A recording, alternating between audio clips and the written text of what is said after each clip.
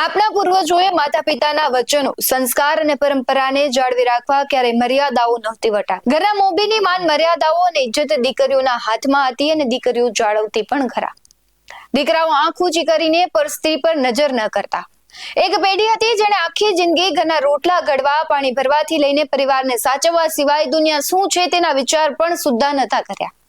તેની દુનિયા તેનો પરિવાર જ હતો.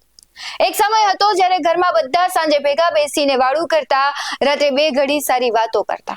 પણ અત્યારે બધું જ વિપરીત ચાલી રહ્યું છે.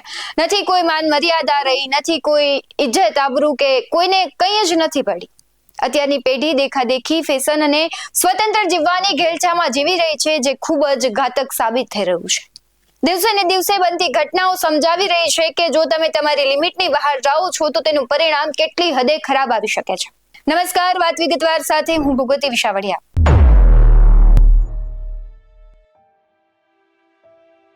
પહેલાના જમાનામાં સ્ત્રીઓ પોતાના પતિના નિયમોની ઉપરવટ જઈને એક પગલું પણ ન ભરતી. ધણી કહે એમ બધું જ કરતી. અને અત્યારે મહિલાઓ સ્વતંત્ર થતા પુરુષને ધ્યાનમાં પણ નથી લેતી. એ બધું તો ઠીક, પણ પુરુષના મોતનું કારણ બને તે સૌથી ઘાતક વસ્તુ છે. આજે સ્ત્રી અને પુરુષના સંબંધોની વાત કરવી છે, કારણ કે દિવસે ને દિવસે બનતી એ ઘટનાઓ કહે છે હવે પુરુષને પણ ન્યાય મળવો જોઈએ. સ્ત્રી સશક્તિકરણની આપણે વાતો કરીએ છીએ, સ્ત્રીને પ્રોત્સાહન આપીએ છીએ, સ્ત્રીને માન સન્માન આપીએ છીએ, બધી વાત સાચી અને સારી છે. પણ એનો મતલબ એવો નથી કે સ્ત્રી સ્વતંત્રતા સ્વચ્છંદતામાં બદલાઈ જાય. સ્ત્રીને ભણી ગણીને આગળ વધારો, એમાં ચોક્કસ પરિવારને ફાયદો થશે, તેમાં પરિવારને સહયોગ આપવો જોઈએ. પણ આ બધાની વચ્ચે સ્ત્રીએ એવું ન સમજી બેસવું જોઈએ કે હવે મારે પુરુષ વગર ચાલશે, મારે કોઈની જરૂર નથી, મને કોઈ કશું કહેવું નહીં, હું કોઈના દબાણમાં રહીશ નહીં, હું કોઈનો હુકમ પાડીશ નહીં. સ્ત્રી પોતાના પગ પર ઊભી રહે એટલે તેમની વિચારધારામાં બદલાવ આવી જ જાય. ગમે એવી સ્ત્રી હોય, થોડીક તે કહેવાય કે ના સ્ટેજ કરતા ઉપર જતી રહે એટલે એની વિચારધારા સંપૂર્ણ બદલાઈ જાય. અને જે સ્ત્રીઓ માત્ર ઘર ચલાવે છે એમને પણ પુરુષને મશીન ન સમજવું જોઈએ, કારણ કે તેમને પણ લાગણી હોય છે, તેમને પણ પ્રેમની જરૂર હોય છે.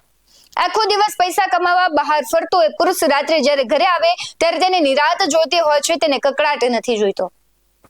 સમાજમાં સામાન્ય રીતે એવું માનવામાં આવે છે કે ઘરેલું હિંસા કે અત્યાચારનો ભોગ હંમેશા મહિલા બને છે, પરંતુ વાસ્તવિકતા એ છે કે પુરુષો પણ વિવિધ પ્રકારની હિંસા અને દુર્વ્યવહારનો ભોગ બને છે. આજે એવા કિસ્સાઓની વાત કરવી છે જેમાં પુરુષ સ્ત્રીઓથી કંટાળી અને હારીને મોતને વહાલું કરે છે. અતુલ સુભાષ, ઉત્તર પ્રદેશના AI એન્જિનિયર અતુલ સુભાષ આત્મહત્યા કેસે સમગ્ર દેશમાં ચર્ચા જગાડી હતી.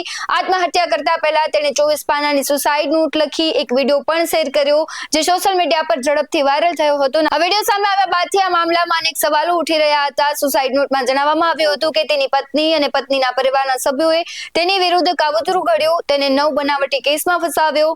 અતુલે મહિલા જજ પર ગંભીર આરોપો લગાડ્યા અને અતુલે ઓડિયોમાં ઘણી ચોંકાવનારી વાતો પણ કહી હતી, જે દરેક વ્યક્તિને વિચારવા મજબૂર કરી દે. અને તેના શબ્દો હતા કે આ દેશમાં પુરુષ માટે કાયદો પણ બનવો જોઈએ. ત્યારબાદ નિશાંત ત્રિપાઠીનો કેસ આવ્યો. મુંબઈમાં આવી જ એક ઘટના બની હતી. હોટેલમાં 28 ફેબ્રુઆરી 41 વર્ષના એનિમેટર નિશાંત ત્રિપાઠીએ પત્ની અપૂર્વા પરીખ અને તેની માસી પ્રાર્થના મિશ્રાના કથિત ત્રાસથી કંટાળીને આત્મહત્યા કરી હોવાનો કેસ બહાર આવ્યો. નિશાંત જે કંપનીમાં કામ કરતો હતો તેની વેબસાઇટ ઉપર તેણે સુસાઇડ નોટ પોસ્ટ કરી.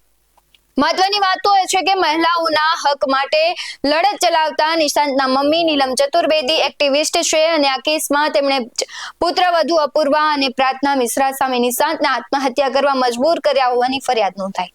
માનવ શર્મા આત્મહત્યા કેસ. યુપીના આગ્રામાં IT કંપનીના મેનેજર માનવ શર્માએ આત્મહત્યા કરી. આત્મહત્યા કરતા પહેલા માનવ એક વિડીયો બનાવ્યો.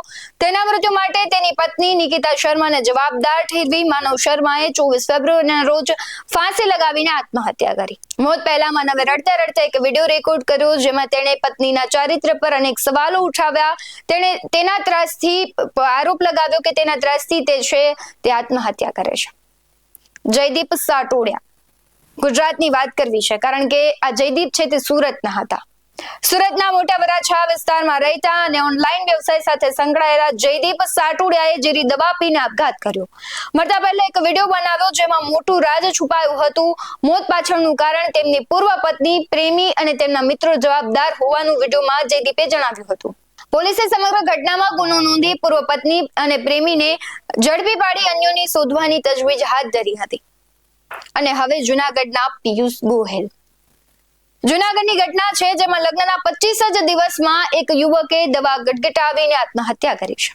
લગ્નના થોડા જ દિવસોમાં તેની પત્ની પિયરમાં ચાલી ગયા બાદ તેને મનાવવા છતાં પાછી ન આવી અને યુવકે ઘર જમાઈ યુવકને દબાણ કરતી હતી કે તું ઘર જમાઈ બની જા, જેથી યુવકે આ પગલું ભર્યું છે. યુવકે સુસાઇડ નોટ લખી છે અને એક વિડીયો પણ બનાવ્યો છે. પિયુષે પોતાના જીવનનો અંત લાવવા માટે પહેલા 5 મિનિટનો વિડીયો બનાવ્યો, જેમાં યુવકે પોતાની પત્ની અને પત્નીના મામા વિજય સોલંકી સામે ગંભીર આક્ષેપો કર્યા છે. વિડીયોમાં પિયુષે જણાવ્યું છે કે તેણે એક મોટું પગલું ભર્યું છે અને તે માટે કોઈ જવાબદાર છે તો તે છે તેની પત્ની અને તેના મામા. રડતા રડતા યુવકે પોતાની આપવીતી વર્ણવી. યુવકે કહ્યું કે મારી ભૂલ થઈ ગઈ, મને માફ કરી દેજો. લગ્નનો થોડા દિવસમાં જ આ છોકરીએ મારી જિંદગી બગાડી નાખી. આ બધા જ કેસમાં આખરે વાત સ્ત્રી ઉપર આવે છે, કારણ કે પુરુષના મોતનું કારણ સ્ત્રી બને છે. ક્યાંક ને ક્યાંક પૈસા, ક્યાંક પ્રેમ, આવા બધા પરિબળોની વચ્ચે પુરુષ પોતાની જાતને સાચો સાબિત નથી કરી શકતો. આખરે તે મોતનો સહારો લે છે, કારણ કે તેને ખબર છે ન્યાયતંત્ર સ્ત્રીને સપોર્ટ કરશે. અને કડવી વાસ્તવિકતા તો એ છે કે મહિલા સાચી હોય કે ખોટી તે સાચી સાબિત થઈ જાય છે, ને જ્યારે પુરુષ બિચારો ન્યાય ઝંખે છે તે પણ વંચિત રહી જાય છે અને આખરે પોતાની જાતને સાચી સાબિત ન કરી શકતા તે મોતને વહાલું કરે છે.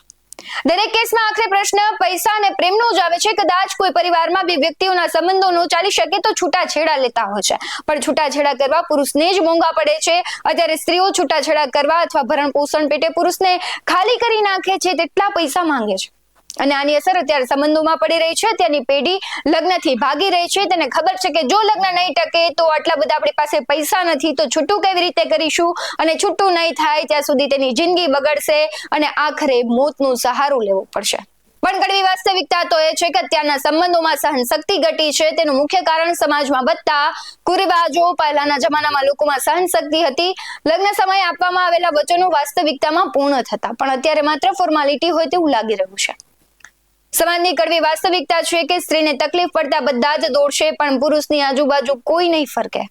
ખબર નહીં પુરુષ પાસે કેમ આટલી બધી અપેક્ષાઓ રાખવામાં આવે છે. તેને ઘર ચલાવવાનું, પૈસા કમાવાના, સંબંધો રાખવાના, સમાજ સાથે બધું કરવાનું, અને આ બધું પાછું એકલા હાથે જ મેનેજ કરવાનું. અને આના બદલામાં તેને મળે છે શું? મોત. સમાજમાં બદલાવની જરૂર છે. આ બદલાવ નહીં આવે તો હજુ અતુલ, નિશાંત, માનવ, જયદીપ અને પિયુષ મોતને વાલું તેમણે કર્યું છે, અને હજુ આવા કેટલા બધા અતુલ, માનવ, જયદીપ, નિશાંત અને પિયુષ જન્મશે અને મોતને વાલું કરશે. દરેક સમાજ આ કિસ્સાઓને ધ્યાને લઈને વિચારવા જેવું છે. જો તમે સ્ત્રીને સ્ત્રી નહીં રહેવા દો તો હજુ પણ કપરો સમય આવશે. હજુ પણ કેટલા પુરુષને મોતને વેઠવું પડશે. આ મુદ્દે આપનું શું કહેવું છે કમેન્ટ કરી જરૂરથી જણાવજો. હાલ વાત વિગતવારમાં બસ આટલું જ. આવા જ વધુ અહેવાલો સાથે ફરી મળતા રહીશું. તમે અમારી YouTube ચેનલને સબસ્ક્રાઇબ કરવાનું, અમને Facebook અને Instagram પર ફોલો કરવાનું ભૂલશો નહીં. બાકી એમના બે અપડેટ્સ મેળવવા માટે આપ જોતા રહો BS9 TV ન્યૂઝ. નમસ્કાર.